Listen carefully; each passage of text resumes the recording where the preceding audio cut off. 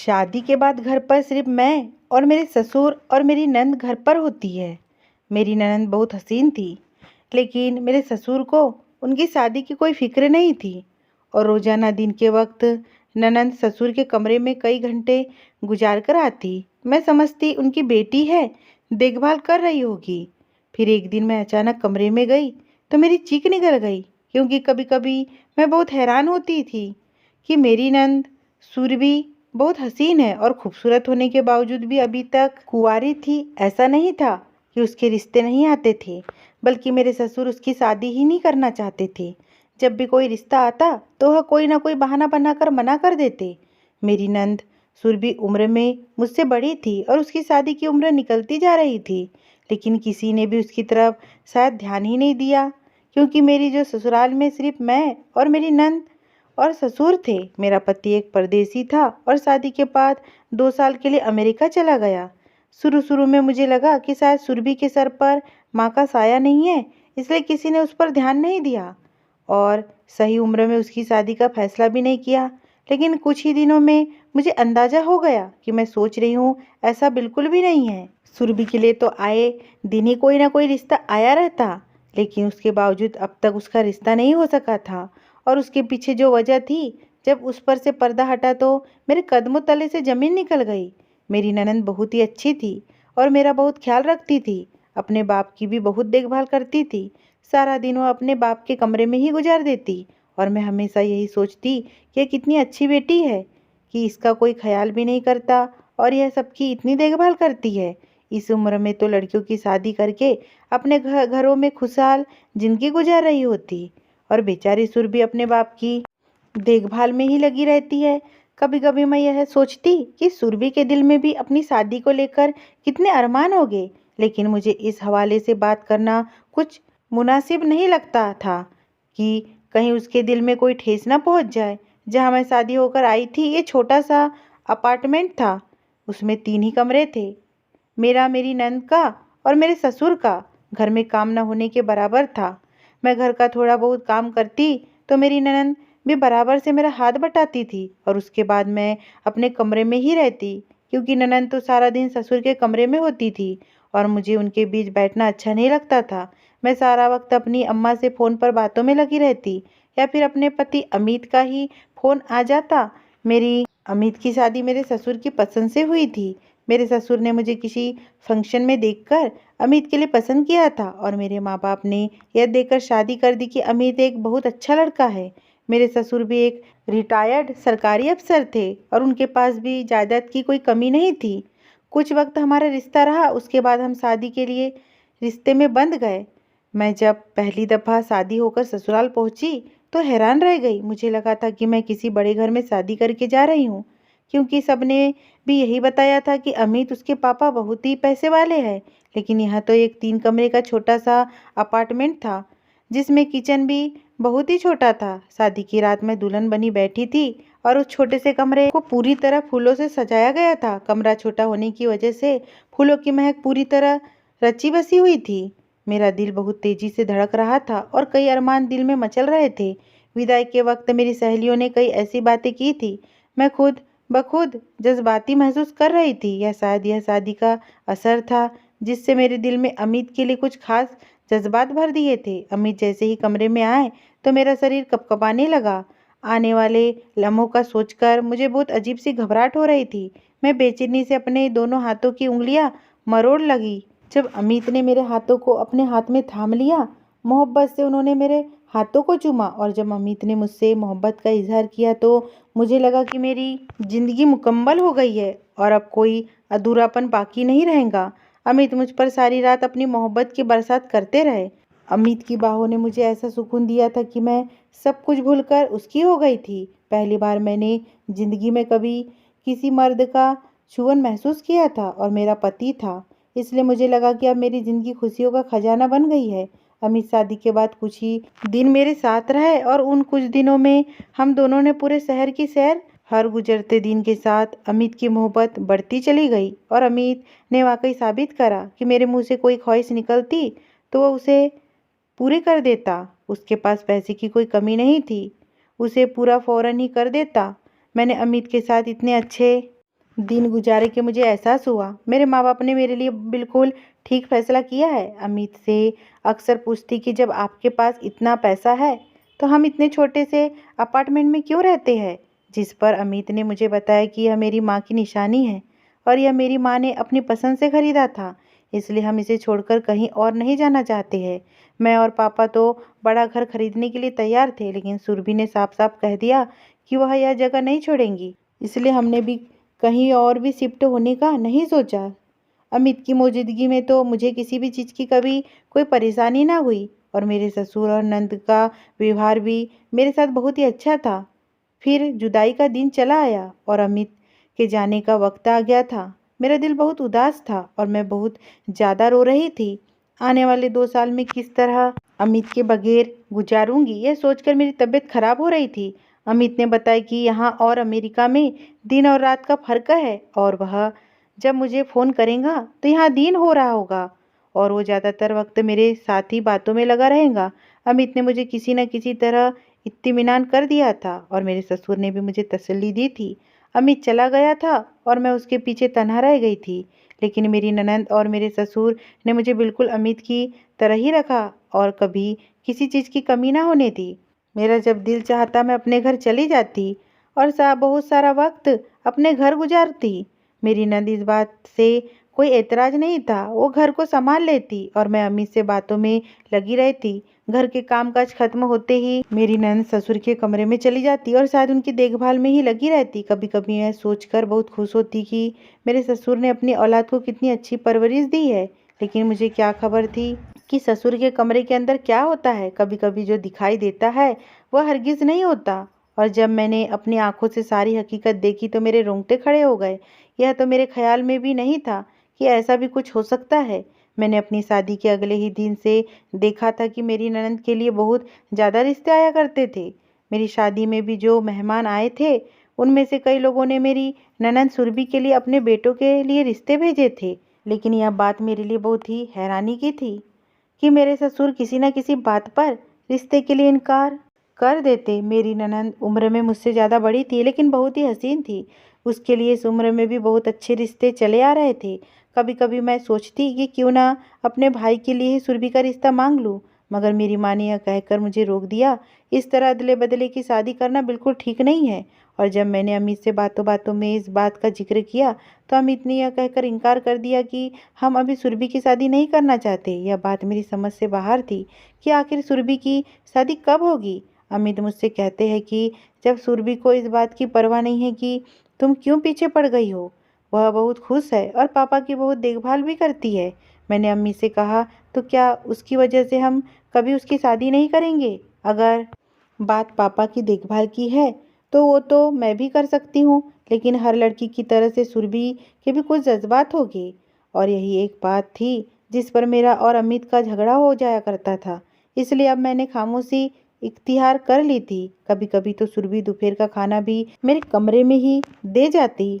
मेरा अपने कमरे से निकलना ना के बराबर हो गया था, क्योंकि सुरभि मेरे उठने से पहले घर का सारा काम निपटा दिया करती थी। कभी कभी तो मैं अपनी खुशकिस्मती पर हैरान रह जाती कि शादी के बाद भी मुझे घर की ज़्यादा जिम्मेदारियां नहीं आई थी और ससुराल भी इतना अच्छा मिला था कि मेरे खानदान वाले जलन करने लगे थे। मौसम बदल रहा था और इस मौसम में हमेशा ही मेरा दम बुरी तरह घुटता था और इस छोटे से अपार्टमेंट में तो मुझे सांस लेना दुश्वार हो रहा था।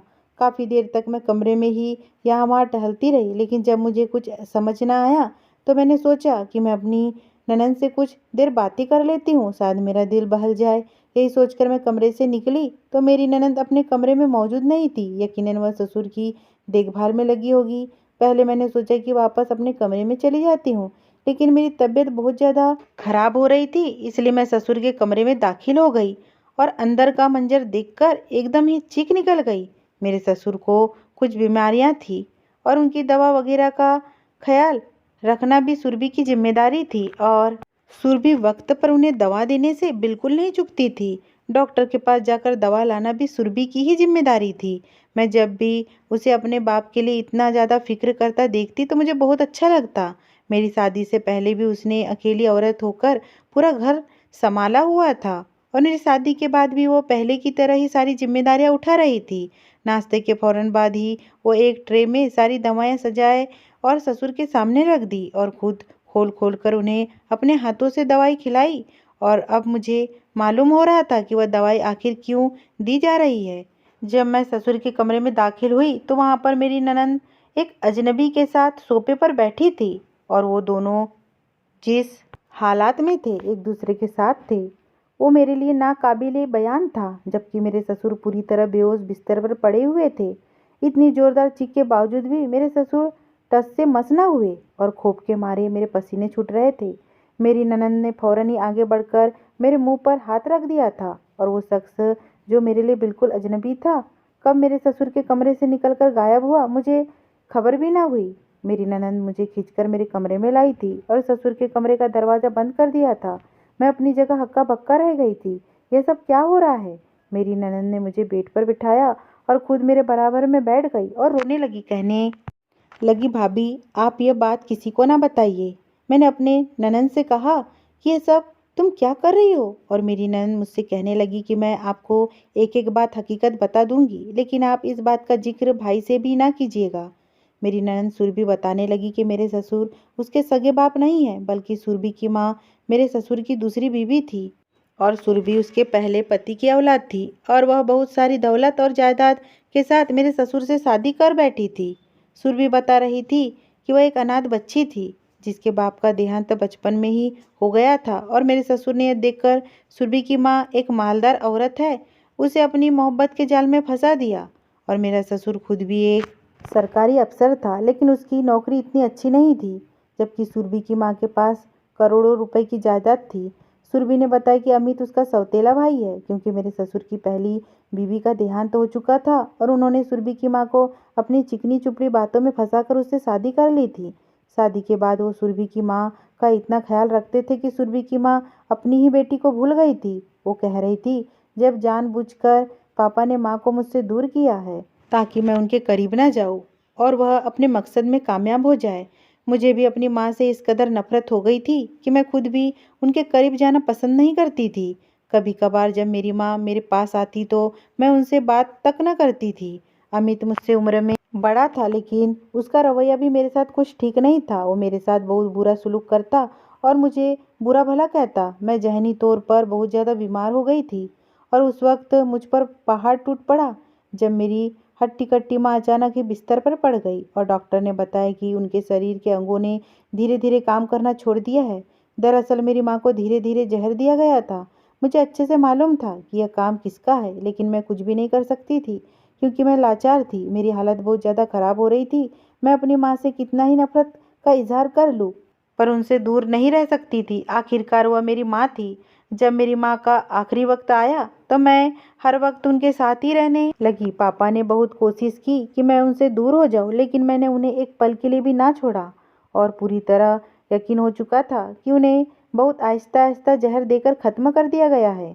मेरी अच्छी भली माँ को कुछ महीनों में मेरी आंखों के सामने दम तोड़ गई और मैं अपने सौतेले बाप के रहमो करम पर रह गई।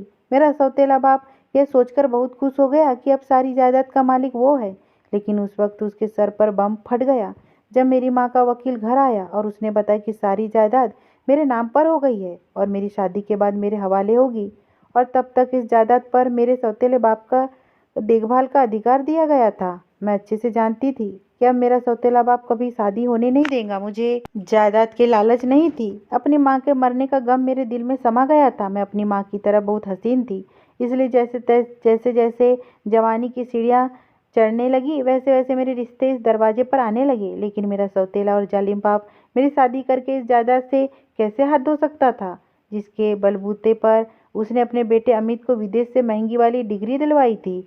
और इस डिग्री के बदौलत अमित आज अमेरिका में एक बहुत अच्छी नौकरी कर रहा है।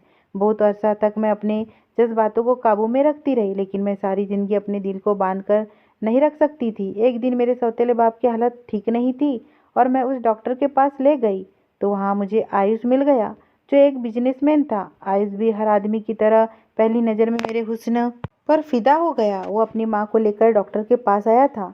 उसकी माँ ने बातों बातों में मुझसे मेरा पता ले लिया और फिर कुछ दिन बाद आयुष के लिए मेरा रिश्ता लेकर चली आई। लेकिन मुझे अच्छे से मालूम था कि यह रिश्ता कभी नहीं हो सकता और यही बात मैंने आयुष को भी समझाने की कोशिश की। मेरा और आयुष का फ़ोन पर बातचीत होने लगा था और जब आयुष ने एक एक बात जान ली तो उसने यही रास्ता निकाला। हम दोनों ने खुफिया तौर से शादी कर लेंगे और सही वक्त आने पर इस बात को सामने लाएंगे। मैंने और आयुष ने एक दिन मौका देकर शादी कर ली। आयुष के घर वाले भी इस बात को जानते हैं, लेकिन मैं यह बात अपने माँ बाप को नहीं बता सकती क्योंकि मेरी माँ ने वसीयत में लिखा था कि सारे फैसले करने का अधिकार मेरे सौतेले बाप के पास है और मैं उसकी मर्जी से ही शादी करके इस जायदाद की हकदार बनूंगी। मुझे जायदाद की लालच तो नहीं थी, लेकिन जैसे ही जायदाद के खातिर मेरे सौतेले बाप ने मेरी माँ को कत्ल कर दिया था, मैं वो जायदाद इस जालिम आदमी के पास हरगिज़ भी नहीं छोड़ना चाहती थी। इसलिए मैंने उसे कहा कि कुछ वक्त ऐसे ही गुजारा करे। मैंने आपकी शादी के बाद अपने बाप को वही दवा देना शुरू कर दी जो वह मेरी माँ को देता था। यह दवा कुछ देर तो इंसान को बेहोश रखती है, लेकिन अंदर ही अंदर उसके शरीर को ख़त्म कर देती है। मैंने आपको आपके काम तक ही सीमित कर दिया था ताकि मैं अपने पति से मुलाकात कर पाऊँ। आयुष एक बहुत अच्छा और नेक इंसान है। उसे तो उस जायदाद की भी कोई तमन्ना नहीं थी। उसने मुझे 1000 बार कहा है कि मैं यह जायदाद छोड़कर उसके साथ चलूं, लेकिन मैं अपनी माँ का बदला लेना चाहती थी। मैंने अपने बाप को आखिरी हद तक पहुंचा दिया था। अब वो किसी भी वक्त दुनिया से विदा हो सकता है। आप अमित की ज़िंदगी में हैं, इसलिए अमित को अपने बाप के कत्ल का शक हरगिज़ नहीं होगा क्योंकि आप खुद गवाही देंगे कि मैं किस तरह अपने बाप का ख्याल रखती थी। मैंने बहुत सोच समझ कर प्लान बनाया था और जब मेरा बाप बेहोश पड़ा होता तो मैं आयुष को मुलाकात के लिए बुला लेती। मैं आयुष को अपने कमरे में इस खौफ से नहीं बुलाती थी कि कहीं आप न चले जाए। मैं जानती थी कि आप अपने ससुर के कमरे में नहीं आएंगी। बस कुछ ही दिनों में यह जालिम आदमी इस दुनिया से चला जाएगा और आप खुद आयुष के साथ मुझे ब्याह देंगी और मेरी शादी होते ही भाई आपको अपने साथ अमेरिका ले जाएगा। इस तरह हम सब अपनी ज़िंदगियों में आबाद हो सकते हैं।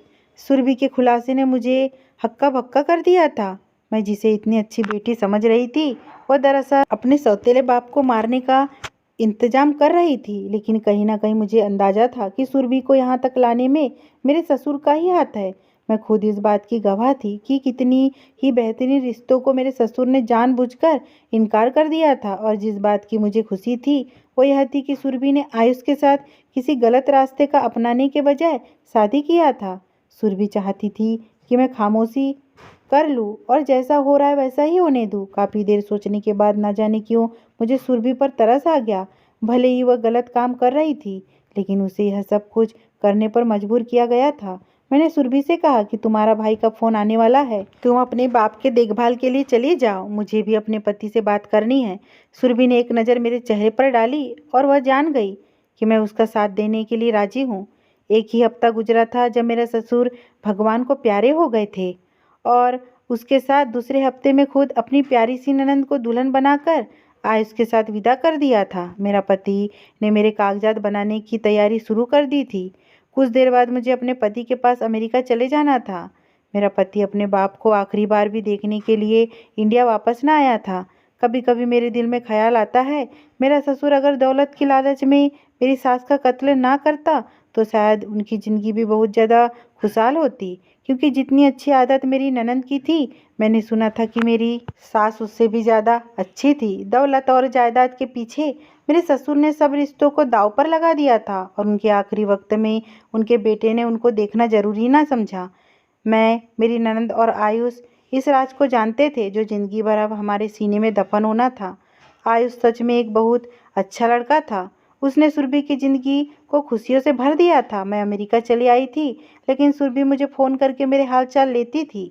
अमित ने कभी यह जानने की कोशिश ना की कि उनके बाप को क्या हुआ था, और वह शायद उनके लिए भी बाप की ही परवरिश का नतीजा था जो उन्होंने एक अनाथ बच्ची की कमाई से की थी।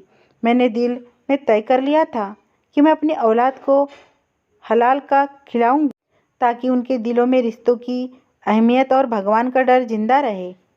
अगर ये स्टोरी आपको पसंद आई हो और चैनल पे नए हो और वीडियो को प्लीज़ लाइक कीजिए, चैनल को प्लीज़ सब्सक्राइब कीजिए। धन्यवाद।